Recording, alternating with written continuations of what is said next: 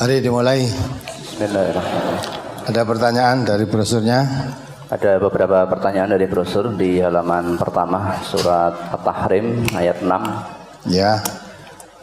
A'udzu billahi minasyaitonir rajim. Ya ayyuhalladzina amanu qu anfusakum wa ahlikum naro wa quduhan nasu wal hijaratu 'alaiha malaikatun ghilazun shidadul la ya'sunallaha ma amarahum wa yaf'aluna ma yu'marun.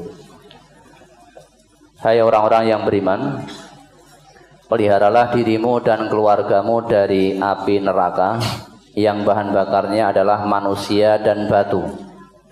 Penjaganya malaikat-malaikat yang karat, yang kasar, yang keras, yang tidak mendurhakai Allah terhadap apa yang diperintahkannya kepada mereka dan selalu mengerjakan apa yang diperintahkan.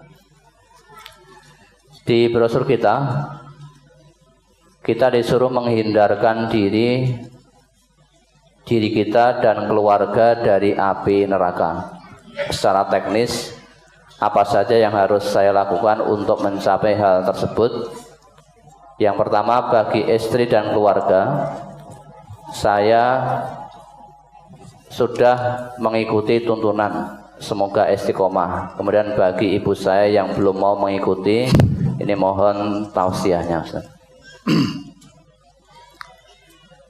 Jadi ya, kalau kita ingin menghindarkan diri dari api neraka, berarti kita ingin menempati apa? Surga. Di sana itu tempat hanya dua, neraka dan surga. Kalau terhindar dari api neraka, berarti selamat masuk surga.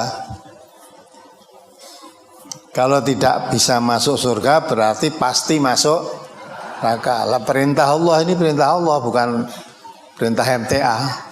Perintah Allah kepada manusia itu ku anfusakum wa ahlikum naro. Jaga dirimu dan keluargamu jangan sampai tersentuh api neraka. Berarti Allah menuntun manusia itu supaya masuk surga.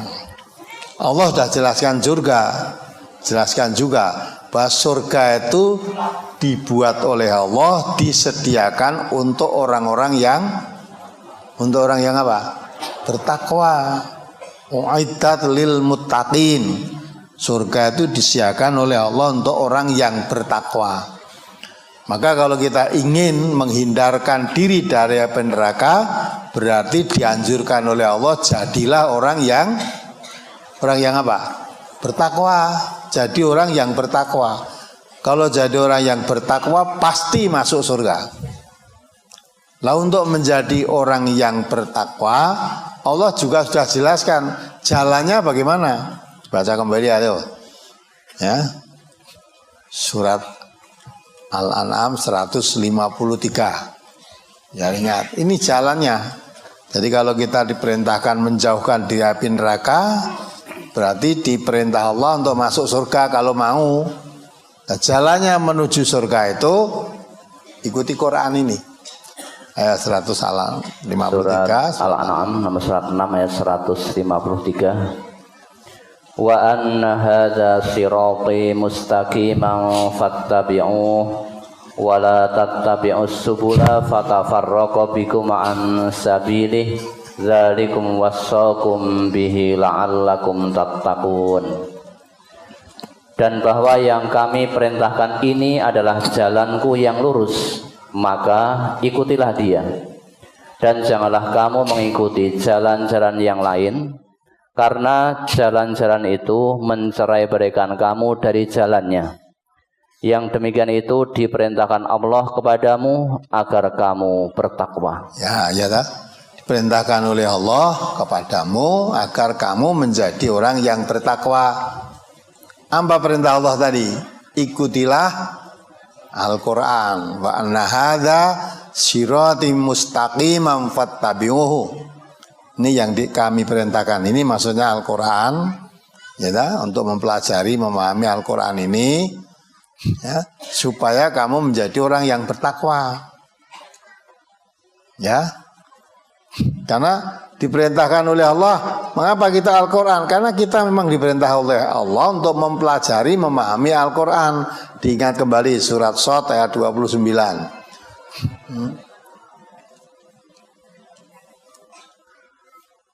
Surat Shad surat 38 ayat 29. Kitabun anzalnahu ilaika mubarakul liyadabbaru ayatihi waliyatadzakkara ulul albab. Ini adalah sebuah kitab yang kami turunkan kepadamu penuh dengan berkah, supaya mereka memperhatikan ayat-ayatnya dan supaya mendapat pelajaran orang-orang yang mempunyai pikiran. Terus disambung ayat 153 tadi ya, artinya surat Al-An'am tadi dibaca artinya. Dan bahwa yang kami perintahkan ini adalah jalanku yang lurus, maka ikutilah dia, dan janganlah kamu mengikuti jalan-jalan yang lain, karena jalan-jalan itu mencerai-beraikan kamu dari jalannya. Yang demikian itu diperintahkan Allah kepadamu agar kamu bertakwa. Ya kan? Wa anna hadza sirati mustaqiman fattabi'uhu. Ini yang saya perintahkan ini. Ya, jalanku yang lurus. Ikuti dia. Yang diperintahkan oleh Allah. Apa yang perintahkan? Di dalam surat Shad tadi, Kitabun anzalnahu ilaika mubarakul liyadabbaru ayatihi waliyatadzakkara ulul albab. Al-Quran itu kitab yang penuh berkah, ya, supaya dipelajari tiap-tiap ayatnya. Ini perintah Allah. Jadi Quran yang diturunkan oleh Allah penuh berkah itu liyadabbaru ayatihi. Jangan sekedar dibaca saja, dipahami. Tiap-tiap ayatnya dipelajari, dipahami. Untuk apa? Waliyatadzakkara ulul albab. Orang yang mempunyai akal pikiran dengan mempelajari Al-Quran itu dapat pelajaran. Nah, maka itu perintah Allah mempelajari Al-Quran ini. Dalam 153 Al-An'am tadi diterangkan, yang saya perintahkan ini jalanku yang lurus. Di mempelajari Al-Quran, Al-Quran itu jalan yang lurus. Maka ikuti dia. Ikuti jalan yang lurus, yaitu Al-Quran tadi. Sedang dia setiap hari sholat selalu minta, ya Allah tunjukkanlah saya ke jalan yang lurus. Ihdinas siratal mustaqim. Tunjukkan jalan yang lurus. Allah dan tunjukkan, ini jalanku yang lurus, Al-Quran ini, maka ikuti dia. Wala tattabi'u subula. Kalau memang menginginkan jalan yang lurus, jangan mengikuti jalan-jalan selain Al-Quran. Kita menginginkan jalan yang lurus, mengikuti jalan selain Al-Quran. Kalau ingin jalan yang lurus, yang ditempuh jalan selain Al-Quran, fatafarraqu bikum an sabili. Justru tidak akan menjadikan kamu menempuh jalan yang lurus, tapi makin mencerai-beraikan kamu dari jalan yang lurus tadi. Dalikum wasakum bihi, yang demikian ini kami perintahkan kepadamu, la'alakum tatakun, supaya kamu menjadi orang yang bertakwa. Nah, seorang yang bertakwa itulah yang disediakan oleh Allah di surga. Ya, maka kalau kita diperintahkan oleh Allah untuk menjaga diri kita, menjaga keluarga kita jangan tersentuh api neraka, berarti kita suruh mengikuti Al-Quran. Supaya kamu menjadi orang yang bertakwa, sehingga kamu selamat dari api neraka. Tidak ada jalan lain. Kepingin masuk surga kok, ya, malah jauh dari Al-Quran, tidak mungkin. Kamu akan menempuh jalan yang selain Al-Quran bisa masuk surga. Maka singkatnya, kalau Allah perintahkan ku anfusakum wa ahlikum naro, jaga dirimu, jaga keluargamu, jangan tersentuh api neraka, berarti ikutilah Quran. Jamin masuk surga. Ya, ikuti Quran. Ya, itulah yang diwariskan oleh Rasul agama kita itu. Nabi kita mengatakan taraktu fikum amraini lan tadhillu ma masaktum bihima kitabullah wa sunnata nabihi. Yang kuwariskan padamu jalanku yang lurus. Ya. maka ikuti dia. Ya. Apa? Kalau kamu mengikuti yang diwariskan dari Rasulullah, 2 perkara itu dijamin lan tadillu, tidak sesat, berarti pasti selamat masuk surga. 2 perkara itu apa? Kitab Allah maksudnya Al-Quran, sunnata nabihi maksudnya sunnah Rasulullah sallallahu alaihi wasallam, yang biasa disebut hadis. Jadi Quran dan hadis itulah Islam. Tapi Islam itu sumbernya dari Quran dan hadis, bukan dari dongeng dan cerita, bukan. Quran dan hadis. Kalau kepengen selamat, ikuti itu. Ya, jaga dirimu dari api neraka berarti mengikuti Quran dan Sunnah Rasulullah itu. Kalau kamu menempuh jalan yang lain, malah tinggalkan Quran dan Sunnah, fatafarraqu bikum an sabilih. Ya, akan memisahkan kamu dari jalan yang lurus tadi. Nah, itu jalannya. Maka galakkan kalau memang mau menanggapi ayat ini, semangatkan diri kita, keluarga kita dipagari jangan sampai masuk neraka. Tapi kalau masuk neraka diterangkan di situ toh, ya, di situ diterangkan waquduhan nas wal hijarah alaiha malaikatun ghiladun syidadun la ya'suna Allah ma amarahum wa yaf'aluna ma yu'marun. Ya, jauh ya neraka, yang bahan bakarnya neraka itu manusia dan batu. Jadi yang jadi bahan bakar nanti di neraka itu bukan awul-awul, ya, bukan merang, bukan, tapi manusia dan batu. Manusia dan batu. Dalam tafsir diterangkan batu itu maksudnya batu-batu yang disembah oleh manusia. Manusia maksudnya penyembah-penyembah batu. Ini nanti jadi bahan bakar api neraka. Manusia dan yang disembahnya, batu dan yang menyembahnya itu jadi bahan bakar api neraka. Ada enggak orang menyembah batu? Menyembah keris saja ada kok ya. Nah itu, maka itulah nanti bahan bakar api neraka. Penjaganya malaikat yang kasar, bengis, kejam, ya, tidak bisa disanak, tidak bisa disuap, tidak punya mesaan, itu enggak. Ya, hanya melaksanakan perintah Allah. Apa perintahnya oleh Allah? Itu dilaksanakan. Tidak pernah maksiat pada Allah. Ya. Apapun perintahnya taati. Nah inilah bahan bakar api neraka itu. Tapi kalau diterangkan begini ini ya apa tenan itu tuh ya. Nah, tapi nyata no nanti kalau nggak percaya. Nah baru nanti kalau sudah nyawa kita melayang, ya alhamdulillah baru yakin yang selama ini saya tidak percaya ternyata menjadi kenyataan. Itu sudah diungkap juga dalam Quran. Nanti manusia itu menangis minta kembali ke dunia. Janji pada Allah akan melaksanakan perintah-perintah Allah, mengikuti sunnah Rasulullah. Wis kasep, wis mati. Nah, maka sekarang ini, walaupun begitu keadaannya, Allah ya tidak pernah memaksa. Kamu percaya ya boleh, tidak percaya ya boleh. Ya, diberi kebebasan manusia itu. Masuk neraka yang bahan bakarnya manusia dan batu, penjaganya malaikat yang kasar, keras, kejam, bengis, boleh. Atau kamu masuk surga yang serba nikmat di dalamnya, boleh. Manusia diboleh memilih, terserah kamu mau milih kemana. Apalagi masih di halaman pertama surat Toha ayat 132.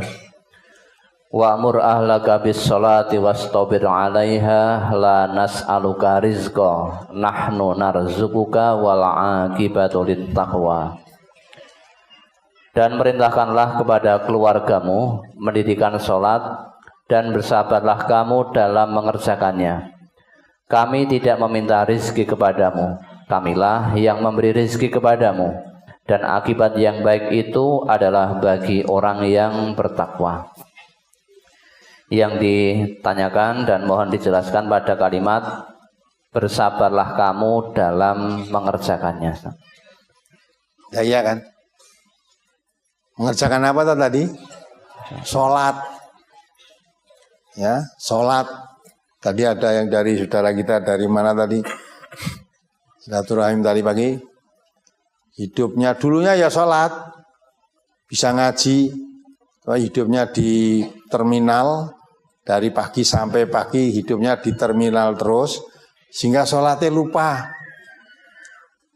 Lupa. Dari mana tadi? Jember. Nah, ini dari Jember, Jawa Timur. Ya Pak, tadi kan begitu tak? Saya dengar ini. Ya. Pak Giri namanya ya. Nah, Pak Giri. Sholatnya lupa. Nah, terminal ini mari ngelaleknya sholat ternyata. Nah, kenapa? Lah, ya, kehidupan terminal seperti itu kok. Lihat pengakuan beliau begitu saat itu. Tapi setelah dengar radio MTR, radio dakwah ini tersentuh hatinya. Tersentuh hatinya. Memang fitrah manusia. Semua manusia lahir itu kata Nabi, kullu mauludin yulatu alal fitrah. Semua bayi yang lahir itu diberi modal oleh Allah itu fitrah. Fitrah itu artinya beragama tauhid, beragama Islam. Semua. Apa anak santri, apa anak nabi, apa anak gali, sama. Lahir diberi modal oleh Allah beragama tauhid. Fa'abawahu yuhawidanihi au yunasironihi au yumajisanihi. Setelah besar jadi Yahudi, Nasrani, Majusi, kedua orang tuanya yang bertanggung jawab. Ya, maka walaupun orang rusak seperti apa, kalau tersentuh fitrahnya, ingat kembali ke jalan yang lurus. Maka berbahagia ke Pak Giri ini. Halaman begitu kembali ke jalan yang lurus itu kebahagiaan yang luar biasa. Ya, tersentuh api neraka tidak jadi. Ya, nah inilah pentingnya.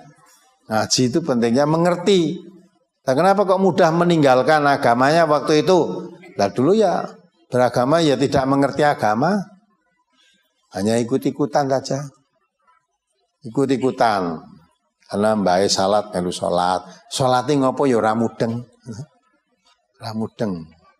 Nah, setelah mendengarkan kajian menurut keterangan beliau tadi, udah kabari neng omah, neng kamar nih kancane mau radio. Itu tepat tadi ya. Jadi neng kamar jagongane karo radio. Suwe-suwe tersentuh hatinya. Kembali lagi ke fitrahnya, jadi orang Islam yang baik. Ya, sekarang hati-hati, tidak mau meninggalkan apa yang diperintahkan oleh Allah dan apa yang diperintahkan oleh Rasulullah. Berusaha maksimal menjadi orang yang mengerti agama, mengamalkan agama dengan betul. Maka sabar. Sabar itu artinya tetap bertahan dalam melaksanakan taat kepada Allah dalam situasi dan kondisi yang bagaimanapun juga. Maka Allah juga memerintahkan wasta'inu bis-sabri was-shalah.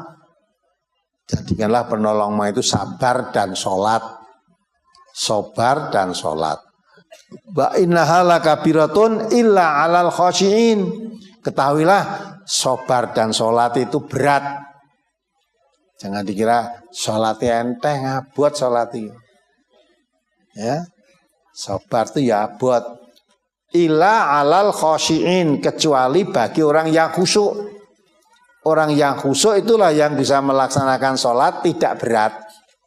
Bisa melakukan sabar tidak berat, orang yang khusyuk. Siapa orang yang khusyuk itu? Alladzina yadunnuna annahum mulaqu rabbihim wa annahum ilaihi raji'un. Coba dibaca ayatnya. Surat Al-Baqarah itu wasta'inu bis-sabri was-shalah wa innaha lakabiratun illa 'alal khashiin. Surat Al-Baqarah ayat 45 dan 46. Wasta'inu bis-sabri was-shalah wa innaha lakabiratun illa 'alal khashi'in alladzina yadunnuna annahum mulaqu rabbihim wa annahum ilaihi raji'un. Dan mintalah pertolongan kepada Allah dengan sabar dan sholat. Dan sesungguhnya yang demikian itu sungguh berat kecuali bagi orang-orang yang khusyuk. Nah itu dah, Allah itu mengatakan sabar dan sholat itu bukan pekerjaan yang ringan, berat. Ya, karena sholat itu orang seumur hidup sekali. Ya, sekali hidup jangan meninggalkan sholat gitu, jangan sekali sholat seumur hidup. Sekali hidup jangan meninggalkan sholat. Itu sholat untuk seumur hidup itu pekerjaan yang berat.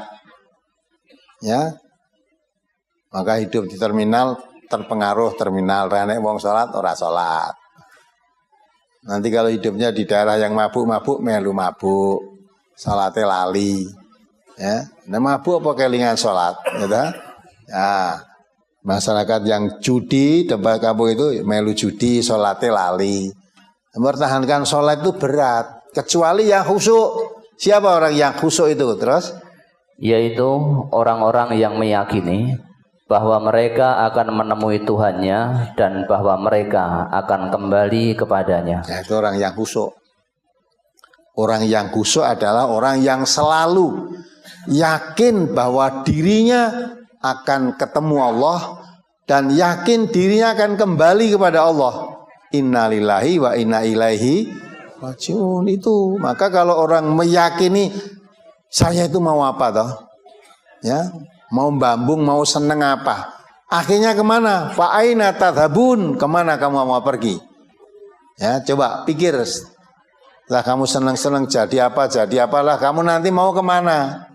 Nah, kalau orang yang khusyuk selalu sadar, ya, saya akan ketemu Allah. Saya akan kembali kepada Allah.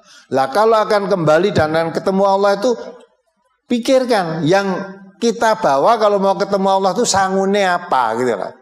Nah kalau yang selalu sadar akan kembali pada Allah maka meninggalkan sholat berat.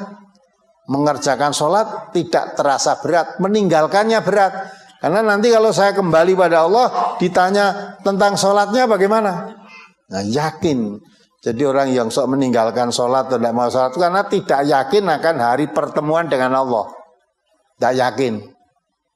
Padahal Allah sudah katakan dalam surat Al-Insyiqaq ayat 6, coba dibaca. Ya ayyuhal insan innaka katihun ila rabbika kathang famulaqih. Nah, dibaca. Sadar atau tidak sadar? Ya. Kamu itu pasti bakal ketemu Allah. Nah kalau ketemu Allah tidak disadari maka tidak memerlukan sangu untuk ketemu Allah itu sangunya apa. Tapi kalau orang khusyuk selalu sadar. Saya jadi orang kaya, saya jadi orang miskin, saya jadi pejabat, saya jadi rakyat biasa, saya jadi pejabat tinggi negara, saya jadi orang yang paling tidak punya jabatan di negara. Semua kembali kepada Allah. Yang dibawa bukan jabatannya, bukan pangkatnya, bukan apanya, yang dibawa apanya? Amal perbuatannya. Nah itu orang khusyuk. Kalau sadar yang akan dibawa amal perbuatannya, maka mengerjakan sholat itu tidak terasa berat. Bahkan beratnya kalau mau meninggalkan sholat. Karena akan dipertanggungjawabkan di hadapan Allah nanti apa? Jawaban saya kalau ditanya Allah nanti. Ya dibaca. Surat Al-Insyiqaq nomor surat 84 ayat 6. Ya ayyuhal insanu innaka katihun ila rabbika kadhan famulaqih. Hai manusia, sesungguhnya kamu telah bekerja dengan sungguh-sungguh menuju Tuhanmu, maka pasti kamu akan menemuinya. Ya kan? Jadi manusia itu setiap hari sudah beraktivitas sungguh-sungguh. Nanti kalau terasa ngantuk, lelah istirahat, ngantuk tidur. Begitu melek, matanya terbuka, aktivitas lagi.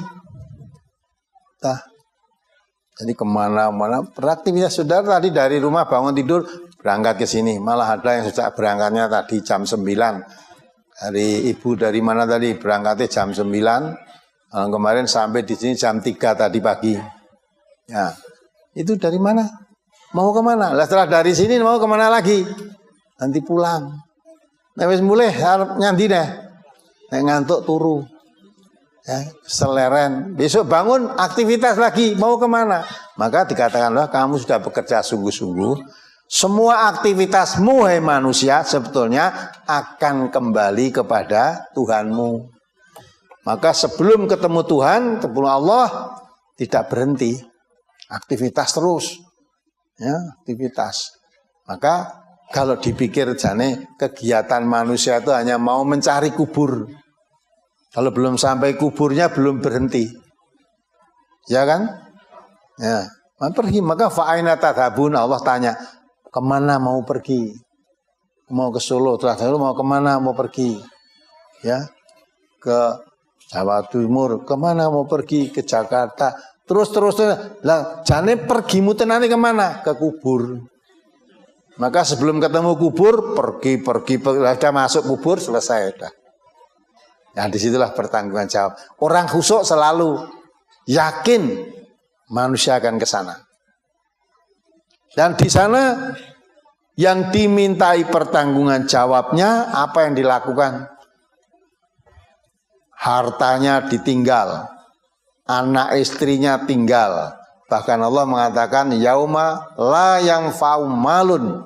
Pada hari itu la yanfa' tidak ada manfaatnya malun, harta kekayaan.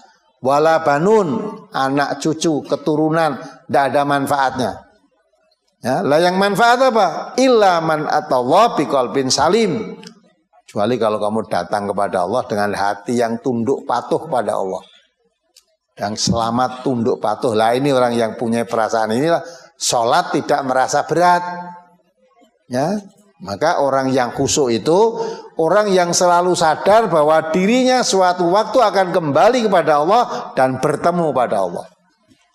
Dan kembali kepada Allah itu masing-masing tidak harus urutan yang tua, tidak.